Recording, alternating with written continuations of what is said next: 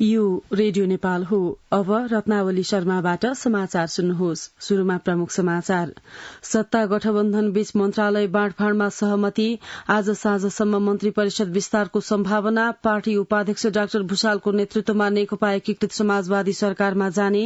नेपालको संघीय शासन प्रणाली विश्वकै लागि पृथक र प्रेरणादायी भएको प्रधानमन्त्री पुष्पकमल दाहाल प्रचण्डको भनाई।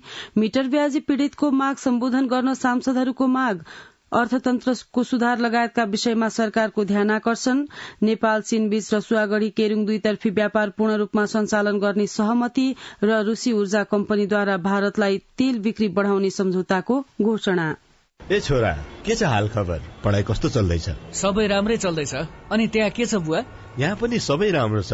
ल, तेरो आमासँग कुरा गर। पर्दैन, किन धेरै पैसा खर्च गर्नुहुन्छ? किन टेन्सन लिन्छस् बाबु? हामी जस्ताको लागि एनटीसी को कल इन्डिया प्याक छँदैछ नि। इन्डिया कल गर्न त कस्तो सस्तो पो छ त त्यसमा। ल, त्यसो भए ढुक्कले कुरा गरौँ न त। सेवा सुचारू गर्नका लागि *1415# डायल गर्नुहोस्। नेपाल टेलिकम, राष्ट्रको सञ्चार। अब समाचार विस्तारमा।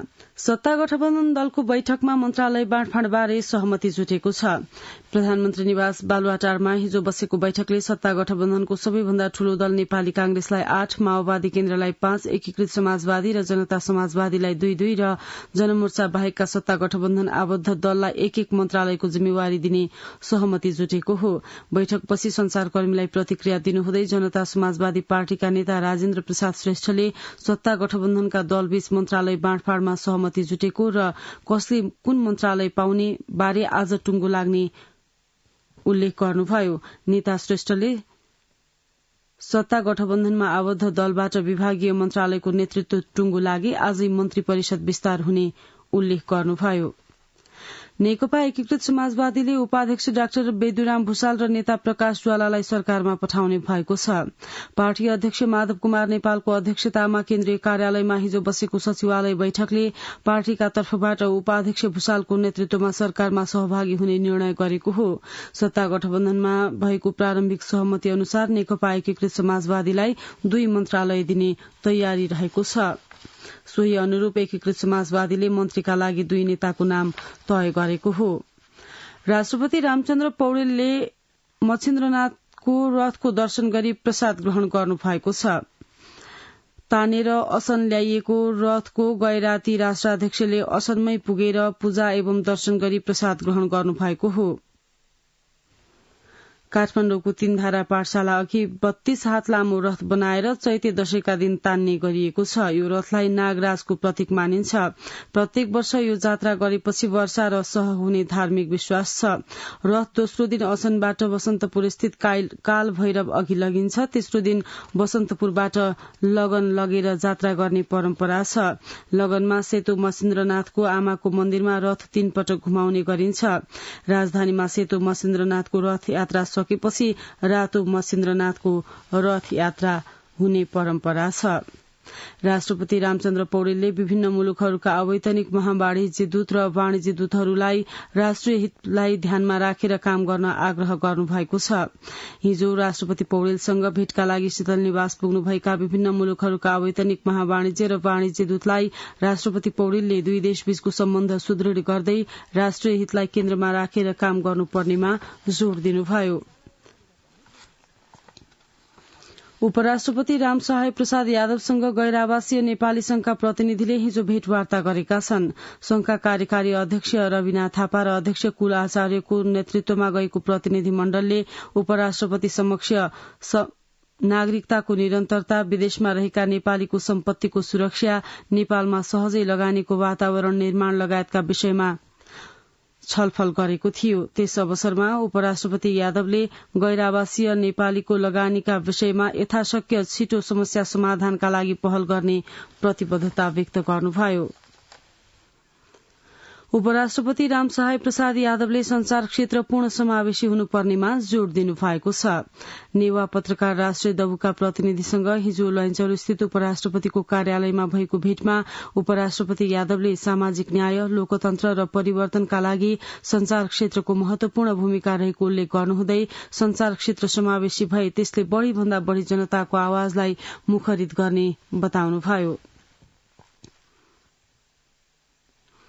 प्रधानमन्त्री पुष्पकमल दाहाल प्रचण्डले नेपालको संघीय प्रणाली विश्वका लागि पृथक र प्रेरणादायी भएको बताउनु भएको छ। काठमाडौँ महानगरपालिकाको आयोजनामा शुरू भएको न्यायिक समितिको पहिलो राष्ट्रिय सम्मेलनमा प्रधानमन्त्री प्रचण्डले राज्यको अग्रगामी पुनर्संरचना सहितको नेपालको संघीय प्रणाली एवं स्थानीय तहमा हुने न्याय निरूपण महत्वपूर्ण भएको उल्लेख गर्नुभयो। प्रधानमन्त्री प्रचण्डले संविधानको मर्म र भावना अनुरूप समाजवादको आधार तयार पार्न समेत न्यायिक समितिको महत्वपूर्ण भूमिका रहेको बताउनुभयो। संविधान सभाबाट संघीय लोकतान्त्रिक गणतन्त्रको स्थापनापछि बनेको नयाँ संविधानले राज्यको अग्रगामी पुनर्संरचना सहित अधिकारको व्यवस्थित बाँडफाँड गरेको छ। यसको ठिक ढंगले प्रयोग र अभ्यास गर्न सकेमा नेपालको संघीय प्रणाली विश्वकै निम्ति पनि एउटा मौलिक उदाहरणको रूपमा स्थापित हुन सक्दछ। संविधानमा 2072मा स्थानीय तहलाई व्यवस्थापिका, कार्यपालिका र न्यायपालिकाको अधिकार सहित एक स्वतन्त्र तहका रूपमा परिभाषित गर्दै अधिकार विन्यास गरेको छ। स्थानीय तहहरूले संविधान, संघीय कानूनहरू र प्रदेश कानूनहरूसँग नबाजिने हदसम्म कानून निर्माणको अधिकार समेत राख्दछन्। यो व्यवस्था विगतका परम्परा र विगतका अनुभवहरू भन्दा फरक मात्रै छैन, यो साँच्चै नै विश्वका लागि पनि हामीले राम्रो काम गर्न सके एउटा प्रेरणाको स्रोत बन्न सक्ने स्थिति छ। प्रधानमन्त्री प्रचण्डले संघीय निजामती ऐन, प्रहरी समायोजन ऐन र संघीय शिक्षा ऐन निर्माण प्रक्रियाको अन्तिम चरणमा रहेको जानकारी गराउनुभयो। उहाँले न्यायिक समितिका पदाधिकारी र काम गर्ने कर्मचारीहरूको तालिम र क्षमता अभिवृद्धिका लागि केन्द्र सरकारले तालिमको संयन्त्र निर्माणमा भूमिका खेल्ने विश्वास दिलाउनुभयो। काठमाडौँ महानगरपालिकाका प्रमुख बालिन शाहले केन्द्र सरकार स्थिर रहन सके स्थानीय तहलाई पनि काम गर्न सहज हुने बताउनुभयो। आजसम्म चल्ने सम्मेलनमा देशभरका 400 बढ़ी उपप्रमुख तथा न्यायिक समितिका सदस्यको सहभागिता छ। सम्मेलनमा न्यायिक समिति सम्बन्धी 4वटा कार्यपत्र प्रस्तुत गरिनेछ भने सम्मेलनले काठमाडौँ घोषणा पत्र जारी गर्नेछ। प्रतिनिधि सभाको हिजोको बैठकमा अख्तियार दुरूपयोग अनुसन्धान आयोगको वार्षिक प्रतिवेदन 2078-79 पेश भएको छ। बैठकमा प्रधानमन्त्रीका तर्फबाट संचार तथा सूचना प्रविधि मन्त्री रेखा शर्माले प्रतिवेदन पेश गर्नु भएको हो। हिजोको बैठकमा सांसदहरूले मिटर ब्याज पीड़ितहरूको माग सम्बोधनका लागि तत्काल ठोस निर्णय लिन सरकारको ध्यानाकर्षण गराउनुभयो। बैठकको विशेष समयमा बोल्दै सांसदहरूले देशका विभिन्न स्थानबाट काठमाडौँमा आई आन्दोलन गरिरहेका मिटर ब्याज पीड़ितहरूका साथै वित्तीय संस्था, सहकारी लगायतका ऋणीमा मानसिक समस्या देखि घरबार विहीन हुने जस्ता विकराल अवस्था आएकाले समस्या समाधानका लागि पहल गर्न सरकारको ध्यानाकर्षण गराउनुभयो। सांसदहरूले कोशी प्रदेश नामाकरणको विरोधमा भएको आन्दोलन थप चर्किन नदिन सरकार संवेदनशील हुनुपर्ने, देशको कमजोर अर्थतन्त्रलाई उकास्न सरकार जिम्मेवार बन्नुपर्ने, हवाई उडानलाई सुरक्षित बनाइनुपर्ने लगायतका विषयमा सरकारको ध्यानाकर्षण गराउनुभयो। सांसदहरूले मन्त्रालयहरू मन्त्रीविहीन भएको महिना दिन बितिसकेको अवस्थामा पनि मन्त्री परिषद विस्तार हुन नसक्दा आम जनतामा निराशा छाएको तर्फ सरकारलाई सचेत गराउनुभयो। बैठकमा सांसदहरू श्याम कुमार घिमिरे, भगवती चौधरी, हितबहादुर तामाङ, सोभिता गौतम, बुद्धिमान तामाङ, भानुभक्त जोशी, अनिता देवी, रंजिता श्रेष्ठ, रामप्रकाश चौधरी लगायत बोल्नु भएको थियो। प्रतिनिधि सभाको अर्को बैठक चैत 19 गते आइतबार दिउँसो 1 बजेका लागि बोलाइएको छ। संचार तथा सूचना प्रविधि मन्त्री रेखा शर्माले 1-2 दिनभित्रै सरकारले पूर्णता पाउने बताउनु भएको छ। रिपोर्टर्स क्लबको 25औं वार्षिकोत्सवका अवसरमा हिजो आयोजित कार्यक्रममा उहाँले छलफल सहमतिको नजिक पुगेको र 1-2 दिनभित्रै सरकारले पूर्णता पाउने पनि उल्लेख गर्नुभयो। संक्रमणकालीन न्याय सम्बन्धी विषय निष्कर्षमा पुर्याउन संसदमा विधेयक गइसकेको उहाँले उल्लेख गर्नुभयो। नेकपा एमालेका अध्यक्ष केपी शर्मा ओलीले देशको समृद्धि र विकासका लागि परिपूर्ण लोकतन्त्र हुनुपर्ने बताउनु भएको छ। नेकपा एमाले सञ्चालन गरेको मिशन ग्रासरूट अभियान अन्तर्गत हिजो बुटोलमा आयोजित कार्यक्रममा अध्यक्ष ओलीले देशमा लोकतन्त्र र राजनैतिक अधिकारको क्षेत्रमा मात्र नभएर आर्थिक सामाजिक सांस्कृतिक लगायत क्षेत्रमा हुनुपर्ने बताउनुभयो। उहाँले लोकतन्त्रप्रति प्रतिबद्ध, शान्ति, स्थिरता र स्थायित्वमा विश्वास नगर्ने शक्तिबाट देश विकास हुन नसक्ने पनि बताउनुभयो। कर्णाली प्रदेश सरकारका मुख्यमन्त्री राजकुमार शर्माले शुक्रबार विश्वासको मत लिनुहुने भएको छ। नेकपा एमाले, नेकपा एकीकृत समाजवादी र राप्रपाको समर्थनमा गत पुस 27 गते मुख्यमन्त्री हुनुभएका शर्माले माघ 6 गते विश्वासको मत लिनु भएको थियो। राष्ट्रपतिको चुनावसँगै फेरिएको राष्ट्रिय समीकरणपछि केन्द्रमा राप्रपा सरकारबाट बाहिरिएको छ।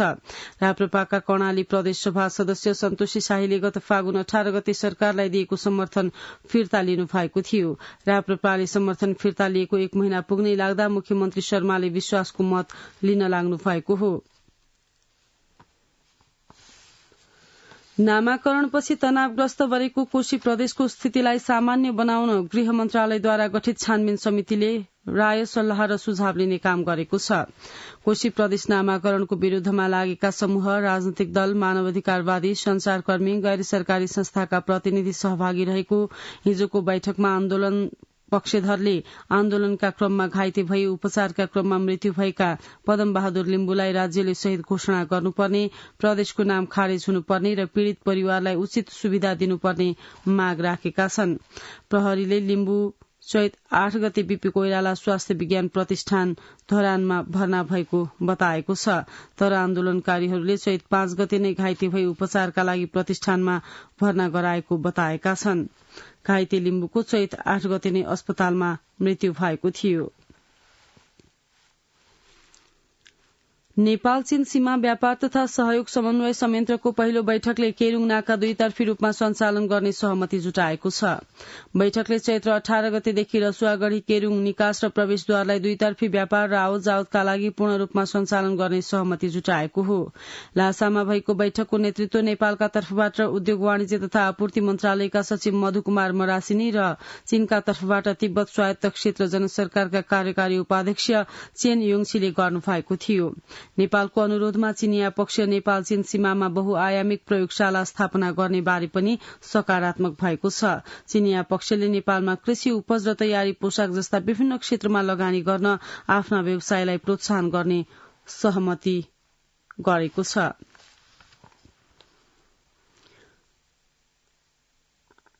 आज मुलुकभर मर्यादा पुरूषोत्तम श्रीराम जन्म भएको तिथि रामनवमीको रूपमा श्रद्धापूर्वक मनाइँदैछ। त्रेतायुगमा भगवान श्रीनारायणले अयोध्याका राजा दशरथ र महारानी कौशल्याका ज्येष्ठ सुपुत्रका रूपमा जन्म लिनुभई यस संसारबाट पाप तथा दुःख कष्ट रूपी राक्षसहरूको अन्त्य गर्नुभएको र पिताको कठोर आज्ञालाई पनि अत्यन्त सहजतापूर्वक स्वीकार गरेर मर्यादा पुरूषोत्तमका रूपमा मान्य हुनुभएकाले रामनवमीमा श्रीरामको सम्झना र पूजा आराधना गरी भक्तिभाव प्रकट गर्ने गरिन्छ।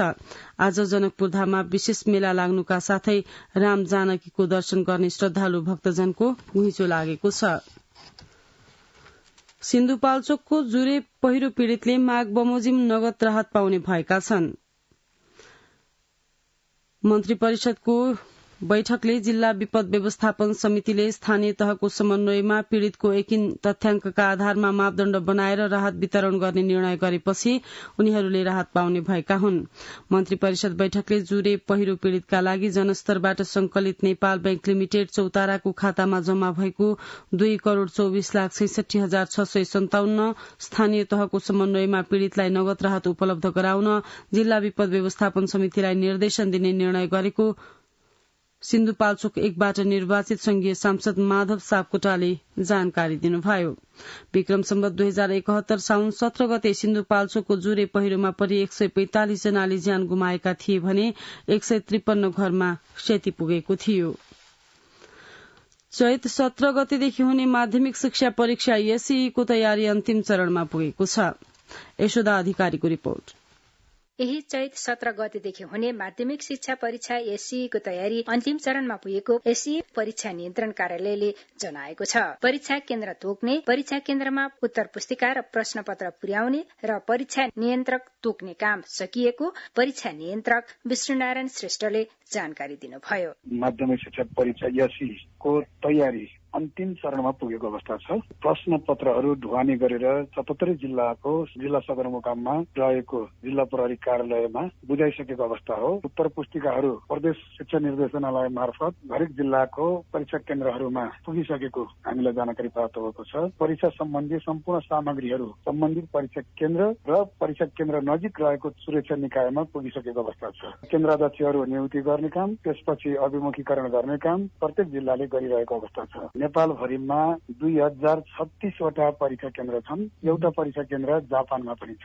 ती परीक्षा केन्द्रहरूमा 5,16,591 जना अधिकतम परीक्षार्थीहरू त्यति हुने सम्भावना छ। दृष्टिविहीन विद्यार्थीलाई भने आफू अध्ययन गरिरहेकै विद्यालयबाट परीक्षा दिन सक्ने गरी व्यवस्था गरिएको छ। परीक्षा नियन्त्रक श्रेष्ठ स्रोत कक्षामा अध्ययनरत दृष्टिविहीन विद्यार्थीको लागि अन्त चाहिँ केन्द्र कायम नगर्ने, त्यसैलाई नजिकको केन्द्रको उपकेन्द्र कायम गरेर त्यही विद्यालयबाट परीक्षा दिन सक्ने गरी चाहिँ व्यवस्थापन गरिएको छ। एससीई परीक्षामा सबैभन्दा बढी 1,06,000 विद्यार्थी बागमती प्रदेशबाट सहभागी हुँदैछन् भने सबैभन्दा कम कर्णाली प्रदेशबाट जम्मा 41,000 विद्यार्थी सहभागी हुँदैछन्। यसपटक विद्यार्थीलाई सहज हुने गरी परीक्षा केन्द्र तोकिएको नियन्त्रक श्रेष्ठ बताउनुहुन्छ। जिल्लाको आवश्यकता, विद्यार्थी संख्या, भौगोलिक अवस्था, सेन्टरको पूर्वाधार, सुरक्षा निकाय आदि इत्यादि सबै कुरालाई ख्याल गरेर परीक्षा केन्द्र निर्धारण गर्नुपर्ने हुन्छ। सकेसम्म विद्यार्थीहरूलाई अपायक नपरोस्, अप्ठ्यारो नपरोस् भन्नेमा सचेतता अपनाउँदै परीक्षा केन्द्र कायम गरिएको अवस्था हुन्छ। एसईई परीक्षा बिहान 8 बजेदेखि शुरू भई 11 बजे सकिनेछ। परीक्षा तालिका अनुसार पहिलो दिन चैत 17 गते अनिवार्य अंग्रेजीको परीक्षा हुनेछ। सोही दिन वेद विद्याश्रम तर्फ अनिवार्य संस्कृत र साहित्यको परीक्षा हुनेछ। दोस्रो दिनको परीक्षा चैत 19 गते अनिवार्य गणितको छ भने चैत 20 गते अनिवार्य नेपालीको परीक्षा हुनेछ। त्यस्तै चैत 22 गते अनिवार्य विज्ञानको परीक्षा तालिका रहेको छ भने वेद विद्याश्रम तर्फ अनिवार्य संस्कृत, व्याकरण तथा अनुवादको परीक्षा हुनेछ। अरू विभिन्न ऐच्छिक विषयका परीक्षा भने चैत 29 गतेसम्म सञ्चालन हुनेछ। यशोदा अधिकारी, रेडियो नेपाल, काठमाडौँ। इलामको पर्यटकीय केन्द्र तुमलिङमा नेपाल भारत सीमापार दिगो पर्यटन प्रवर्धनका लागि 3 दिने महोत्सव सम्पन्न भएको छ। महोत्सवमा सीमापार दिगो पर्यटन, प्रकृति संरक्षण र फोहोर मैला व्यवस्थापनका सम्बन्धमा दुवै देशका सरोकारवाला बीच छलफल भएको छ। इलामबाट सविता पाण्डेको रिपोर्ट। इलामको पर्यटकीय केन्द्र तुमलिङमा नेपाल भारत सीमापार दिगो पर्यटन प्रवर्धनको लागि 3 दिने महोत्सव सम्पन्न भएको छ। नेपाल भारतको सीमा क्षेत्र तुमलिङमा भएको महोत्सवमा पर्यटक र पर्यटन कर्मीको चहल पहल सँगै दिगो पर्यटनको लागि छलफलहरू भए। भारतसँग मैत्रीपूर्ण सम्बन्ध कायम गर्दै दिगो पर्यटन प्रवर्धन गर्ने उद्देश्यले कञ्चनजंघा सस्टेनेबल टुरिज्म फोरम आयोजना गरिएको छ। महोत्सव संयोजक नवबुद्ध समाजकी केशरी गुरूङ। मैत्रीपूर्ण भारतसँगको सम्बन्ध कायम गर्दै टुरिज्मलाई अझै फस्टाउने कामहरू गर्ने अनि विशेष गरेर चाहिँ याक प्लस टुरिज्मलाई एड गरेर जाने। नेपाल र भारतका जनप्रतिनिधि र पर्यटनसँग सम्बन्धित सरोकारवालाहरूले दिगो पर्यटन विकास बारे बहस गरेका छन्। भारत पश्चिम बंगाल इको टुरिज्म विभागका अध्यक्ष राज बासु। टुरिज्मको स्टेक होल्डर्सहरू हुनुहुन्छ, उनीहरूले पनि कसरी आफ्नो आफ्नो परम्पराले अगाडि राखेर कुनै सस्टेनेबल टुरिज्मको आधारमा काम गर्न सक्नुहुन्छ भन्ने छलफल भइराखेको छ यो महोत्सवमा। महोत्सवमा सहभागी पर्यटन विज्ञहरूले ट्रेकिङ रूटको संरक्षण र सांस्कृतिक परिकारहरूको संरक्षण गरेर ग्रामीण पर्यटन विकास गर्नुपर्ने धारणा राखेका छन्। तुमलिङमा भारत पश्चिम बंगालका पर्यटकहरूले भरिभराउ हुने गर्दछ। हिउँ पर्दा यस क्षेत्रमा पर्यटकहरूको चहल पहल बढ़ने गरेको होटल व्यवसायी तिलक गुरूङ बताउनुहुन्छ।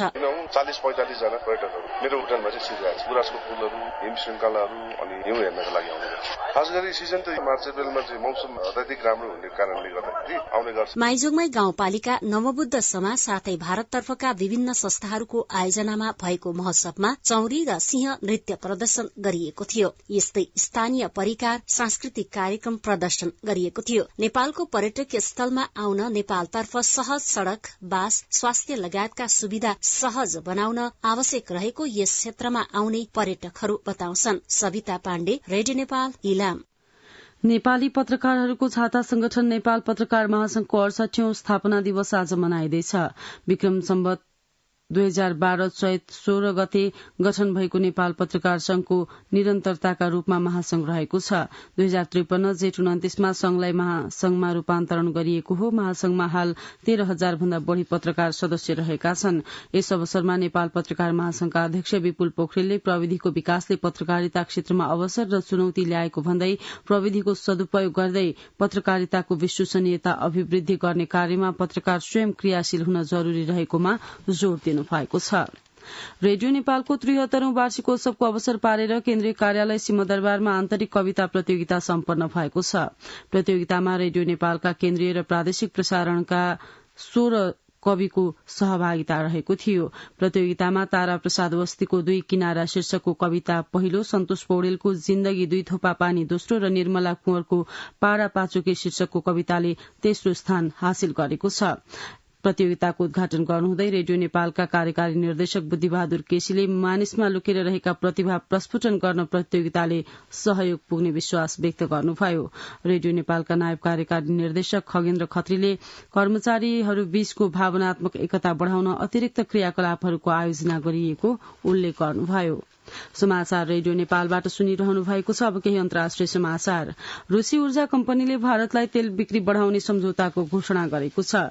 क्रेमलिनले गत फेब्रुअरीमा युक्रेनमा आफ्नो सेना तैनात गर्ने निर्णय गरेपछि कियेभका सहयोगीहरूले रूसी तेल क्षेत्रमा प्रतिबन्ध लगाएपछि युरोपेली बजारमा रूसको इन्धन हिस्सा कम भएको छ। सन् 2022 मा रूस र चीनद्वारा सञ्चालित आणविक हतियारको संख्यामा वृद्धि भएको एक अध्ययन प्रतिवेदनले जनाएको छ। नर्वेली जनताका लागि सहयोग एनपीए नामक गैर सरकारी संस्थाद्वारा प्रकाशित आणविक हतियार प्रतिबन्ध अनुगमनको रिपोर्ट अनुसार 2023 मा 9वटा आधिकारिक र अनौपचारिक आणविक शक्ति सम्पन्न मुलुकसँग 9,576 वटा तयारी हतियार रहेका छन्। अब आर्थिक समाचार।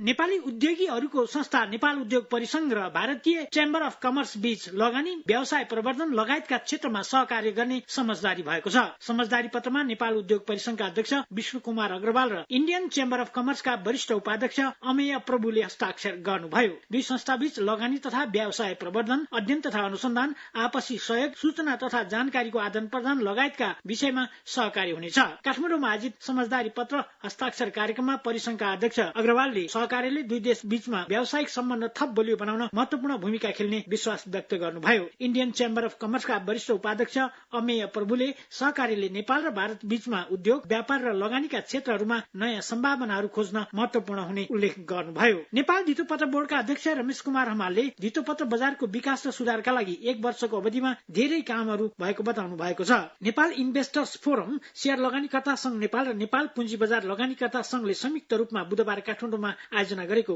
समृद्ध नेपालको आधार पुँजी बजारको सुधार सम्बन्धी अन्तर्क्रिया कार्यक्रममा अध्यक्ष हमालले यस अवधिमा वैदेशिक रोजगारीमा गएका नेपालीहरूलाई शेयर आरक्षणको व्यवस्था गरेको तथा पुँजी बजारमा कारोबार लागत घटाउन प्रयास गरेको उल्लेख गर्नुभयो। अध्यक्ष हमालले बजारमा कारोबार लागत घटाई सेवाको दायरा बढ़ाउन सके उहाँहरूले पाउने सेवाको गुणस्तर अझ बढ़न गई बजार आफै बलियो हुने समेत उल्लेख गर्नुभयो। धितोपत्र बोर्डले सुशासन, उत्तरदायी, पारदर्शिता र स्वच्छ प्रतिस्पर्धाको नीति लिएकोले ब्रोकरहरू पनि प्रतिस्पर्धी हुनुपर्नेमा जोड़ दिनुभयो। कार्यक्रममा लगानीकर्ता छोटेलाल रौनियारले नेपाली धितोपत्र बजारका लगानीकर्ताहरूले धेरै लगानी गुमाइसकेकोले बोर्डले केही सुविधा तथा उनीहरूको हितको पक्षमा काम गर्नु आवश्यक भएकोमा जोड़ दिनुभयो। कार्यक्रममा आयोजक संस्थाका अध्यक्ष तथा प्रतिनिधिहरूले बजारको स्थिरता तथा विकासका लागि धितोपत्र बोर्डले आज धेरै काम गर्नु आवश्यक भएकोमा जोड़ दिनुभयो। 12 मा सञ्चालित होटल इच्छाले 5 तारे होटलको मान्यता पाएको छ। होटल इच्छालाई पर्यटन विभागले चैत्र 13 गते 5 तारे होटलको मान्यता दिएसँगै नेपालमा 5 तारे होटलको संख्या अब 18 पुगेको छ। काठमाडौँ उपत्यकामा 12 र उपत्यका बाहिर 6 वटा 5 तारे होटलहरू भएका छन्। सिमरामा अवस्थित होटल इच्छा मधेस प्रदेशको पहिलो 5 तारे होटल हो। पर्यटन विभागले 2084 मंसिर 2 गतेसम्म मान्य हुने गरी इजाजत पत्र दिएको छ। 6 वर्ष अघि 120 करोड़ लगानी गरेर मिनी क्यासिनो सहित 4 तारे स्तरको होटल इच्छा सञ्चालनमा ल्याएकोमा 60 वटा कोठाहरू रहेकोमा अहिले थप 30 करोड़ लगानी गरेर कोठाको संख्या 100 पुर्याइएको होटलका सञ्चालक इच्छा बहादुर वाग्लेले बताउनुभयो। आर्थिक समाचारका साथमा भुवन आचार्य। अब खेल समाचार। राष्ट्रिय खेलकुद परिषद राखेपले खेलकुद पूर्वाधार नीति संवाद कार्यक्रम आयोजना गर्ने भएको छ। राखेपले बुधबार पत्रकार सम्मेलन गर्दै यही चैत 18 गते शनिबार खेलकुद पूर्वाधार नीति संवाद कार्यक्रम आयोजना गरिने जनाएको छ।